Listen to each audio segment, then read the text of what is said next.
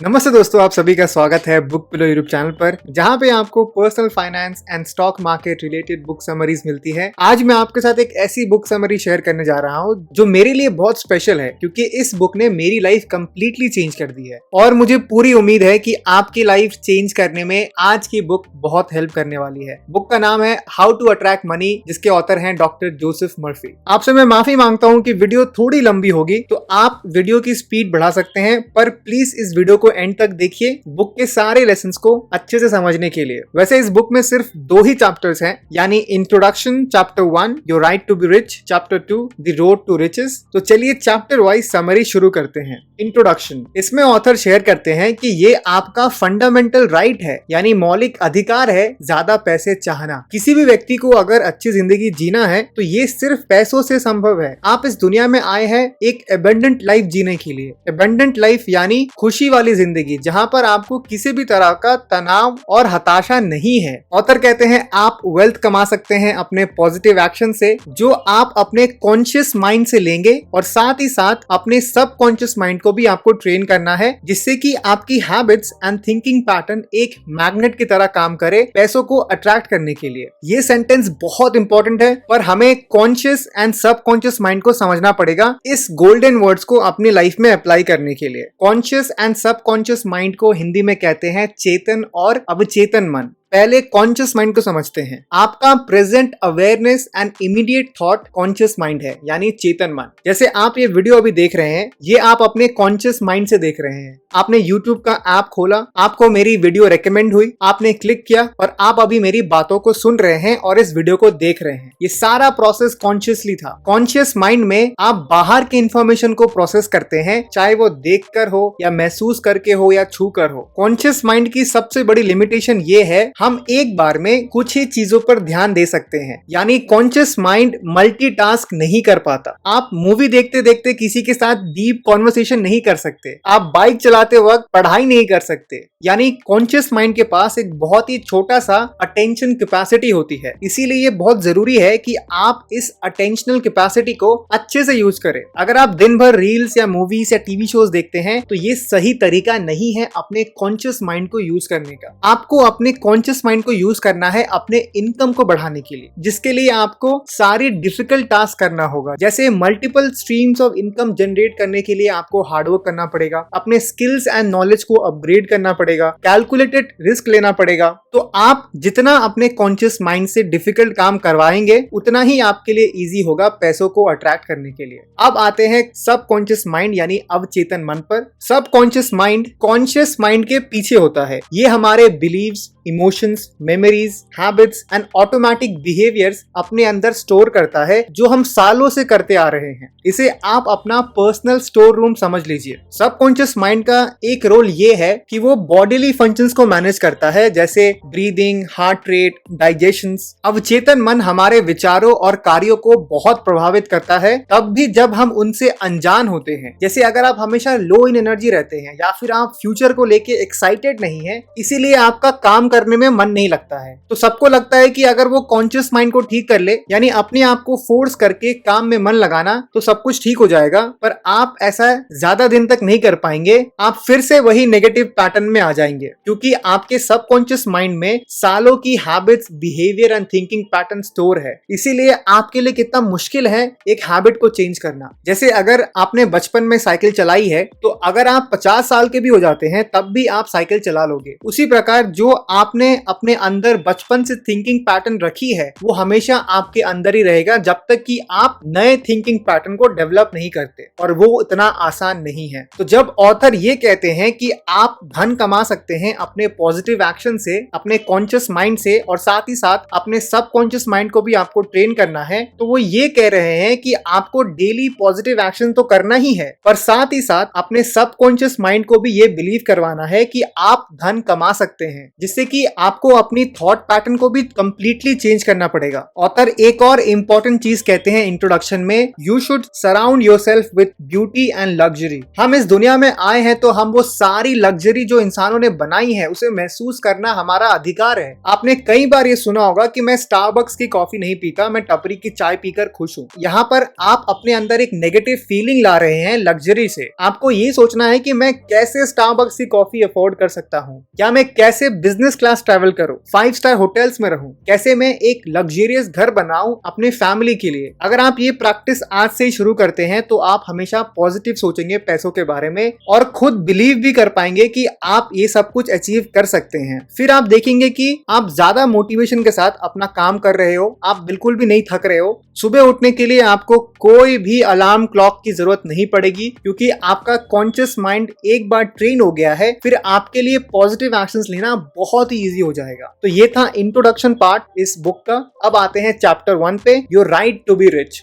सबसे पहला and important concept इस चैप्टर में है मनी को as a symbol of exchange देखना। यानी पैसों को लेकर ओवरथिंक नहीं करना कि ये एक मैजिकल चीज है जो बहुत कम लोगों के पास होती है। आपको बस ये सोचना है कि ये एक एक्सचेंज का जरिया है। यानी अगर आप एक दुकान पर जाते हो कुछ खरीदने के लिए तो आप सिंपली पैसों को एक्सचेंज कर रहे हैं उन चीजों के लिए। पहले के जमाने में लोग बार्टर सिस्टम यूज करते थे as a symbol of exchange. अगर आपको 5 किलो चावल चाहिए तो आपको बकरियां देनी पड़ती थी। तो आपको किसी भी तरीके से पैसों को बुरा नहीं मानना है, क्योंकि ये बस एक सिंबल ऑफ एक्सचेंज है। जैसे इलेक्ट्रिसिटी का एग्जांपल लेते हैं, तो मुझे बताइए कि क्या इलेक्ट्रिसिटी बुरा है या अच्छा है? बिजली आपके घर को रोशन कर सकती है या किसी को झटके देकर मौत के घाट उतार सकती है। उसी प्रकार पानी किसी की प्यास बुझा सकता है तो किसी को नदी में डुबा सकता है। तो कोई भी चीज बुरी या अच्छी नहीं होती। उसी प्रकार पैसे बुरे नहीं है, आप पैसों को कैसे यूज करते हैं ये इंपॉर्टेंट है। सबसे बड़ी शक्ति पैसों में ये है कि आप पैसे से luxury, beauty, abundance, security and time जैसी चीजें एक्सचेंज कर सकते हैं। ऑथर कहते हैं कि बहुत से लोगों के पास अधिक पैसे ना होने का एक कारण ये है कि वो चुपचाप या खुले तौर पर इसकी निंदा करते हैं। ये पैसों को गंदी कमाई कहते हैं। उनका मानना है कि पैसे का प्यार सभी बुराइयों का जड़ है। उनके पास धन ना बढ़ने का एक और कारण ये है कि उनके अंदर एक छिपी हुई अवचेतन भावना ये है कि गरीबी में कुछ गुण है, और ये सबकॉन्शियस फीलिंग आपने बचपन से डेवलप की है,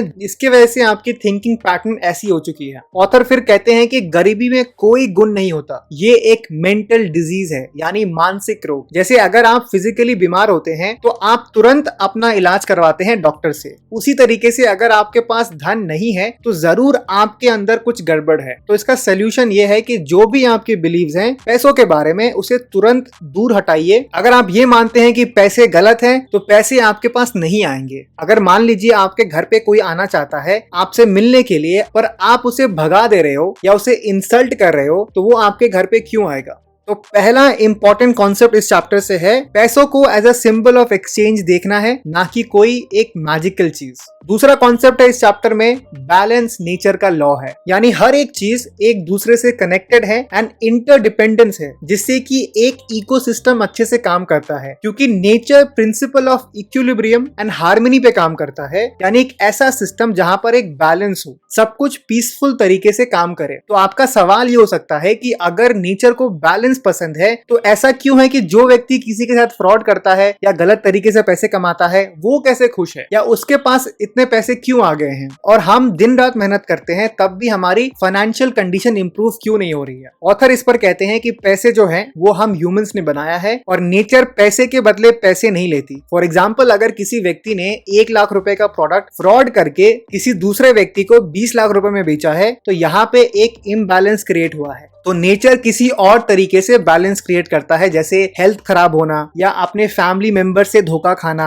या हमेशा के लिए डर में जिंदगी जीना, ये सारी चीजें होने लगती है। अगर आपको रिजल्ट नहीं मिल रहा है पैसों के रूप में तो आप बाकी चीजें भी देखिए। जैसे अगर आपके सारे फैमिली मेंबर्स अभी हेल्दी हैं या आपका खुद का घर है, कुछ अच्छे फ्रेंड्स हैं, ये सब भी वेल्दी होने का ही साइन है। धनवान सिर्फ वो नहीं है जिसके पास सिर्फ पैसे हैं, क्योंकि ये इम्बैलेंस क्रिएट कर रहा है। धनवान वो है जिसके पास पैसे, अच्छी सेहत, अच्छा परिवार, मेंटल सेटिस्फैक्शन जैसी चीजें हैं, यानी सब कुछ बैलेंस है, तो वो व्यक्ति रियल में वेल्दी है। तो दूसरा इंपॉर्टेंट कॉन्सेप्ट जो मैंने इस चैप्टर से सीखा है वो है कि नेचर को बैलेंस पसंद है। अब हम आते हैं चैप्टर 2 पे, द रोड टू रिचेस। इस चैप्टर की शुरुआत में ऑथर ये कहते हैं कि riches are of the mind. अगर हम एथलीट्स एंड एंटरटेनर्स को छोड़ दें, एक्चुअल में अगर आप देखें, जो भी जिंदगी में वेल्थ बनाता है वो अपने दिमाग की वजह से ही बनाता है। जैसे अगर आप एक डॉक्टर की डिग्री चुरा ले, तब भी उनकी जिंदगी में कुछ फर्क नहीं पड़ेगा, क्योंकि उन्होंने सालों की पढ़ाई एंड प्रैक्टिस की है। एक बार जब ऑथर एक सेमिनार ले रहे थे, तब एक व्यक्ति ने उन्हें कहा कि 1929 के स्टॉक मार्केट फाइनेंशियल क्राइसिस की वजह से वो बिल्कुल कंगाल हो गए हैं। और एक पॉजिटिव चीज उस व्यक्ति ने ऑथर को ये कहा, मैंने पहले भी मिलियंस ऑफ डॉलर्स कमाए हैं, तो मैं फिर से कमा सकता हूँ। ऑथर ने उनके जर्नी को कुछ साल तक ट्रैक किया, तो वो सबसे पहले एक केमिकल कंपनी में एज अ सेल्समैन ज्वाइन हुए। क्योंकि उस व्यक्ति के पास बिजनेस की नॉलेज थी, तो वो हमेशा नए नए स्ट्रैटेजीज यूज करता, जिससे कि उस व्यक्ति का सेल्स का नंबर सभी लोगों से बेहतर था। कुछ ही सालों में उनका प्रमोशन हुआ एज अ वाइस प्रेसिडेंट। फिर 4 साल के हार्डवर्क के बाद वो प्रेसिडेंट बन गए। वो हमेशा अपने आप को ये कहते थे, चेंज वाटर इनटू वाइन। यहाँ पे वाटर है आपका माइंड और वाइन का मतलब है आपके विशेस, या जो आपको लाइफ में अचीव करना है। तो वो एवरी डे इस कोट को अपने आप को बोलते थे। इसी पर ऑथर ने एक लॉ शेयर किया है, the law of action and reaction. इसका सिंपल सा मीनिंग ये है कि आपके माइंड के अंदर जो रहेगा वैसे ही आप एक्शन लोगे। यानी अगर आप नेगेटिव सोचते हैं तो आप सारी नेगेटिव चीजें ही करेंगे। इस लॉ का सबसे इंपॉर्टेंट बेनिफिट ये है कि आप इसे अपने तरीके से डिजाइन कर सकते हैं। जैसे उस व्यक्ति ने हमेशा अपने आप को ये कहा, चेंज वाटर इनटू वाइन, उसी तरह आप भी खुद का एक पॉजिटिव अफर्मेशंस बना सकते हैं। जैसे मैं करोड़पति बनूंगा, या मैं फाइनेंशियल फ्रीडम अचीव करूंगा। और इसे आपको ट्रूली बिलीव करना होगा। अगर आप इसे बिलीव नहीं करेंगे तो इसका रिजल्ट नहीं आएगा। अपने सबकॉन्शियस माइंड को रीप्रोग्राम करने में आपको time, effort and consistent practice लगता है, लेकिन मैं आपके साथ 5 प्रैक्टिकल टेक्निक शेयर करूंगा जिससे कि आप इस प्रोसेस को जल्दी कर सके। नंबर 1, अपने लिमिटिंग बिलीव्स को पहचानिए। आपको ये ध्यान देना है कि ऐसी कौन सी बिलीव्स हैं आपके अंदर जो आपको वेल्दी बनने से रोकता है। जैसे मैं एक गरीब घर में पैदा हुआ हूँ, मेरी एजुकेशन अच्छी नहीं है, मेरे में कोई भी टैलेंट या स्किल नहीं है, मेरी उम्र बहुत हो गई है। ये कुछ एग्जांपल्स हैं लिमिटिंग बिलीव्स की। किसी नोटबुक में ये सारी लिमिटिंग बिलीव्स को लिखिए और तुरंत ही इन लिमिटिंग बिलीव्स को पॉजिटिव बिलीव्स में चेंज कीजिए। जैसे मैं भले ही गरीब घर में पैदा हुआ हूँ, पर करोड़ों लोगों ने अपनी फाइनेंशियल कंडीशन को बेहतर किया है हार्डवर्क से, तो मैं भी कर सकता हूँ। एक और एग्जांपल है, जैसे मेरी उम्र बहुत हो गई है, तो आपको ये सोचना है कि एज बस एक नंबर है। आप जिस दिन चाहो उसी दिन से अपने सपनों के लिए काम कर सकते हो। अगर आप अभी जिंदा हैं एंड फिजिकली ठीक हैं, तो कुछ भी आपके लिए इम्पॉसिबल नहीं है। Number 2, visualisation. ये एक पावरफुल टेक्निक है अपने सबकॉन्शियस माइंड को रीप्रोग्राम करने के लिए। इसमें आपको अपने माइंड में अपने ड्रीम लाइफ को विजुअलाइज करना होता है। तो घर पे कहीं एक शांत जगह चुन लीजिए जहां पर आपको कोई डिस्टर्ब ना कर सके। आप चाहे तो लेट सकते हैं या बैठ कर भी कर सकते हैं। उसके बाद आपको अपना इंटेंशन बनाना है कि आप ये क्यों कर रहे हो, आप इस विजुअलाइजेशन से क्या अचीव करने जा रहे हो। उसके बाद आप अपनी आंखें बंद कर लीजिए, फिर डीप ब्रेथ्स लेना शुरू कीजिए। आप नोटिस करेंगे कि आप लाइट महसूस करोगे, आप अपने बॉडी को अच्छे से फील कर पाएंगे। तभी आपको एक मेंटल मूवी बनानी है, जैसे कि आप एक मूवी देख रहे हो अपने ऊपर, और जो भी आप मूवी देख रहे हो अपने बारे में, उसे आपको एक्चुअल में फील करना है। जैसे अगर एक सीन है जहां पर आपके बैंक अकाउंट में 5 करोड़ रुपए हैं, तो उसे आप एक्चुअल फील करिए कि अगर ये सच में हो जाता है तो आप कैसा फील करोगे। और ऐसे ही विजुअलाइजेशंस को आपको बार बार करना है। अगर आपके पास टाइम की कमी है तो आप सोने से पहले इसे जरूर ट्राई कीजिए। Number 3, affirmations. ये एक पॉजिटिव स्टेटमेंट होता है जो आप खुद को बोलते हो अपने आप को अच्छा फील करवाने के लिए। तो हमेशा अपने आप को अच्छा बोलना है कि आप काबिल हो, आप पैसे डिजर्व करते हो, आप अमीर बन सकते हो, आपके जिंदगी में एबंडेंस होगी पैसों की। इसी तरह आप अपना कस्टमाइज अफर्मेशन लिस्ट बना सकते हैं जिसे आपको डेली पढ़ना है। मैं आपको रेकमेंड करूंगा कि आप इंटरनेट की हेल्प ना ले, क्योंकि इंटरनेट पर बहुत ही जेनरिक अफर्मेशंस होते हैं। आपको खुद का डिजाइन करना है जो आपके लिए पर्सनल हो। इससे आपकी बिलीव अपने बारे में और स्ट्रांग होती है। चौथा टेक्निक है इमोशनल रीप्रोग्रामिंग। अपने अंदर जो भी सालों से इमोशंस है उसे बाहर निकालना बहुत जरूरी है। हो सकता है कि आपको चाइल्डहुड ट्रॉमा हुआ हो, या आपको किसी ने रिजेक्ट किया हो, या आपका किसी ने ट्रस्ट तोड़ा हो। ये सारे इमोशंस जो है आपके अंदर, इसे आपको रीफ्रेम करना है। सबसे बढ़िया रेगुलर टेक्निक है मेडिटेशन की, जो बहुत हेल्प करता है। साथ ही साथ आपको कोई ऐसा व्यक्ति ढूंढना है, अगर आपको थेरेपी नहीं लेनी है तो आप उसे डिटेल में अपनी लाइफ के जितने भी फेलियर्स हैं उसके साथ शेयर करिए, चाहे वो पढ़ाई में हो या रिलेशनशिप में हो या काम में हो या बिजनेस में हो। जितना डिटेल हो सके उतना डिटेल में उसको शेयर कीजिए। इसमें आप उनसे ये एक्सपेक्ट मत करिए कि वो आपको कुछ एडवाइस देंगे। आपका मेन गोल इसमें यह है कि आपके अंदर जो डीप रूटेड इमोशंस है उसे बाहर निकालना। जब आप ऐसा कर लेते हैं तो नए पॉजिटिव इमोशंस के लिए जगह बन जाती है। इससे आपकी आगे की जर्नी काफी स्मूथ हो जाती है। अब आते हैं 5वें टेक्निक पे, और ये सबसे इंपॉर्टेंट टेक्निक है, वो है एक्शन लेना। आपको अपने गोल्स के लिए आज से ही एक्शन लेना शुरू करना है। पहले 4 टेक्निक में आप अपने सबकॉन्शियस ब्रेन को ट्रेन कर रहे हैं, लेकिन जब आप एक्शन लेते हैं, फॉर एग्जाम्पल आपने आज से ही इन्वेस्टिंग के बारे में सीखना शुरू कर दिया, या आपने एक बुक फाइनेंस के बारे में पढ़ना शुरू कर दिया, भले ही वो एक्शन छोटा हो पर आपको एक्शन पर फोकस करना है। इससे आपका कॉन्शियस माइंड ट्रेन होगा। आप तभी अपने गोल्स को अचीव कर पाएंगे जब आप डेली काम करेंगे। तो वीडियो के कंक्लूजन में आते हैं। आज हमने डिटेल में समझा कैसे अपने सबकॉन्शियस माइंड को रीप्रोग्राम करना है, जो मैंने आपको हाउ टू अट्रैक्ट मनी, जिसके ऑथर हैं जोसेफ मर्फी, के बुक से सिखाया है। ये बुक बहुत ही ट्रांसफॉर्मेटिव है। इसके प्रिंसिपल्स को अगर आप आज से ही यूज करेंगे तो आप पैसों को अट्रैक्ट करेंगे अपनी जिंदगी में। उम्मीद करता हूं कि आपको मेरी समरी पसंद आई होगी। तो मैं मिलूंगा आपसे नेक्स्ट वीडियो में एक और डिटेल समरी के साथ। तब तक के लिए कीप रीडिंग, कीप ग्रोइंग।